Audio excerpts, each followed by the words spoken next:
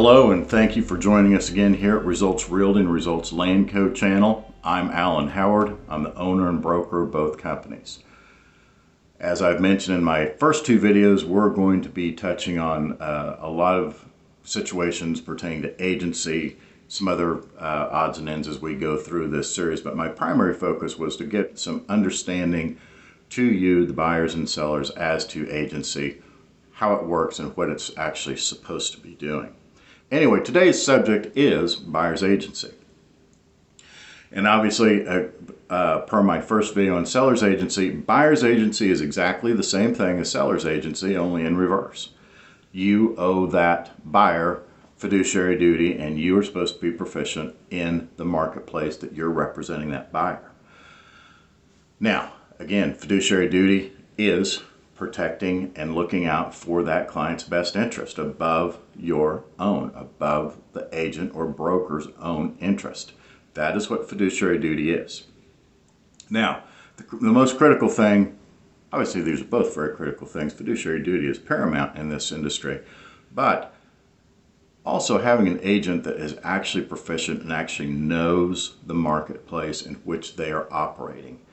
The National Association of Realtors Ethics Code Article 11, I believe it is, clearly states that agents are to only work in the marketing field, in the market that they are proficient at. Now I want you to think about that, because that, not all, just because someone is licensed does not mean that they understand farms. It doesn't mean that they understand houses. It doesn't mean that they understand subdivisions, and it doesn't mean that they understand commercial.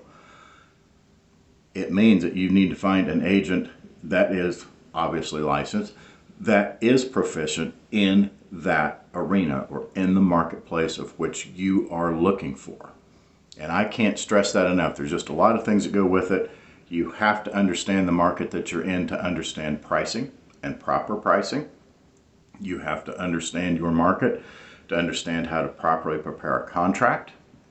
Pretty important stuff, getting your contract correct. And you also have to understand your market and in order to negotiate that contract with either a seller's agent, or B, with the seller in the first place. So that being knowledgeable within the marketplace of what you are searching for and finding that agent that is knowledgeable in that marketplace is very, very important.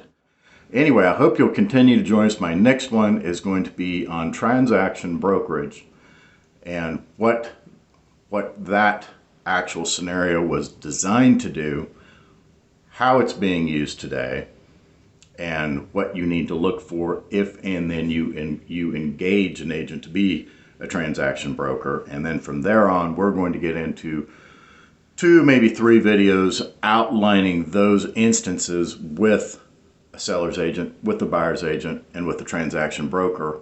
And I hope by the time we get through all of that, that it will all make sense what I am driving at here. Until we get to the next one, thank you for your time and happy trails.